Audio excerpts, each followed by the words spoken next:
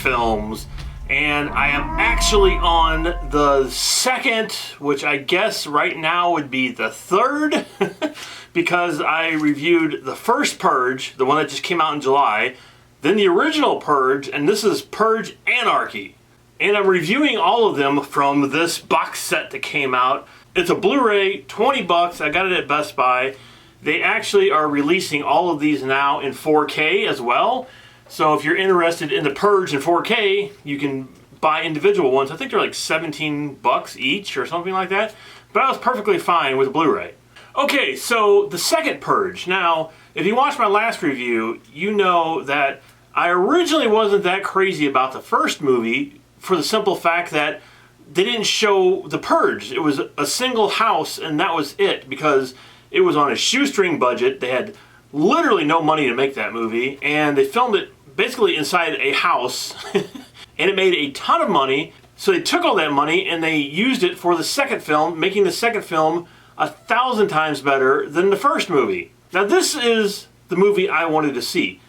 While watching the first one, I was like, okay, what's going on in the outside world? I don't really care about, you know, this one family in this house. I want to actually see what the world is like during the Purge, and this is what gave it to me. This second film is what I was hoping for, and this is what I was expecting from the first movie. So this movie starts out with this couple, and they're driving, you know, from wherever to wherever, and their car ends up breaking down. Of course, it's the worst possible day for the car to break down, because the Purge is about to start, and they're downtown, wherever it is, so it's whatever city this takes place in. And of course, neither one of these people are equipped for a Purge. This would basically be me if I broke down in a car downtown. This would be me. I'd be stranded and be like, okay, I am gonna die. I'm gonna be screwed. That's me. You know, that this film, that would definitely be me.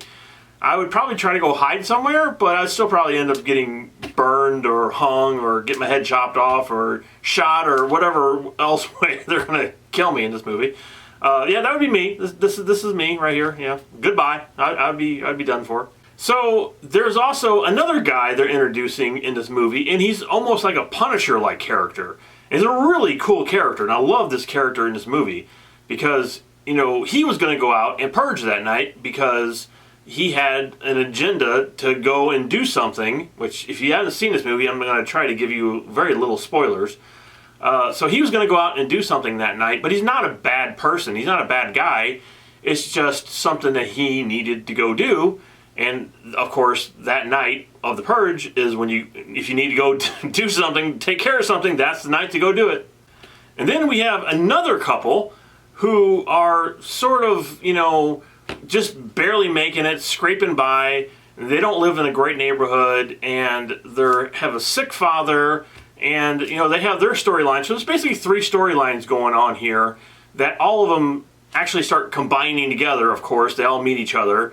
And this is the movie, out of all the Purge films, that I love the most. I've seen this movie like 8 or 9 times now. I absolutely love this movie. I think it's the best Purge out there. Out of all 4 of them, this is my favorite one. It's for the simple fact that you finally got to see what's going on in the world during the Purge.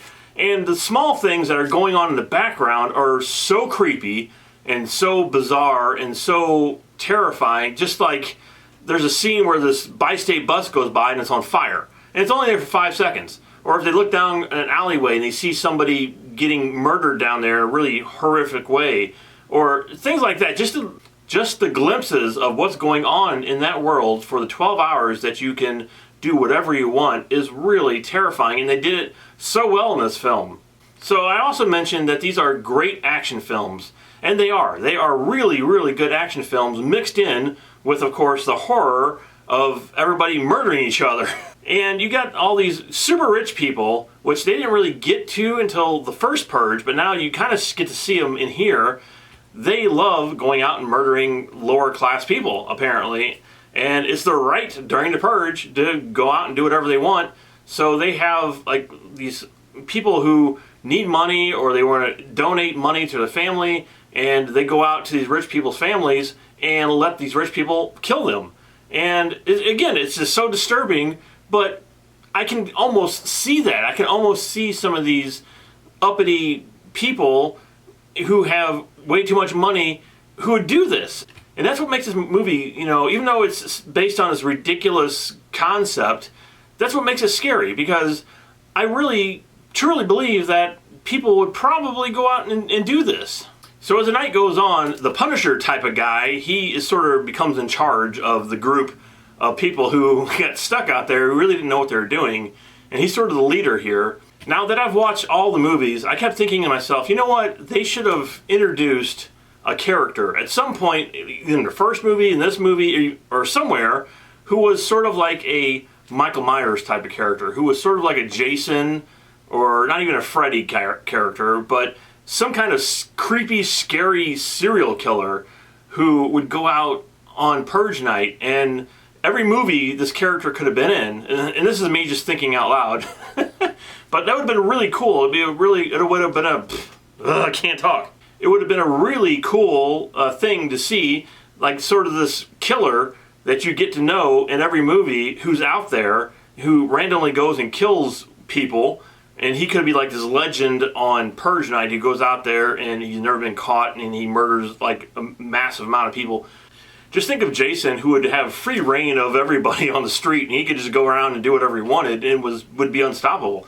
But anyway, again, that's just me thinking aloud. I think that would have been a really cool thing for them to have added in this movie, is to put some sort of like legendary killer that you would have seen in every movie. And every film you'd be like, I wonder what this guy's going to do this time. But that's not in these movies. So if they're going to make any more Purge films, there you go. There's a free idea for you. And I can say that this film is what made me the Purge fan that I am today.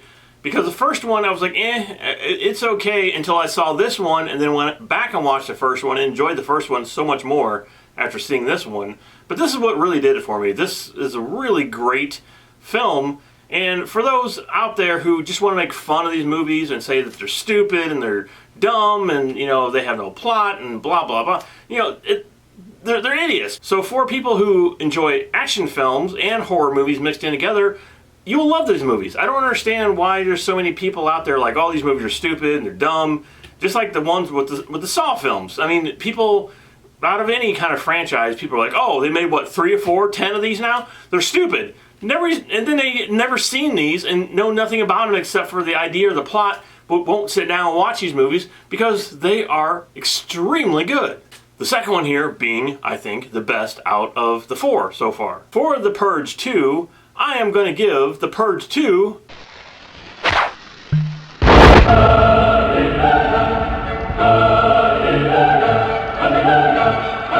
that's how much I enjoyed this film, and every time I sit down to watch it, I never get bored with it. Even though, like I said, I've seen it 7, 8 times, I never get bored of this film. It's just really entertaining, really great characters. I love all the action, and this one really kind of reminded me a little bit of Escape from New York, where, you know, Snake Plissken goes in there and is trapped with all these crazy people and trying to get the president out, but all these people are actually trapped in there with crazy people for 12 hours and got to survive. And I don't know, I just really, really love this film. And if you haven't ever watched any of the Purge films, give this one a chance. This one doesn't really have much to do with the first 2, so you can watch this one independently without watching the other ones and still have an idea of what's going on in the film, because they will explain to you what the Purge is and, you know, and all that stuff. So all these characters have nothing to do with the first film. This is a standalone movie out of all the third one is sort of a sequel to this one. So this is really kind of where it started, with the same characters that moved over to the third one. So there you go. Hopefully you enjoyed this review, and if you did, make sure you hit that subscribe button, and I will be back to bring you the last Purge movie in this series, or so far the last Purge movie of this series. And thanks for watching. You guys are awesome.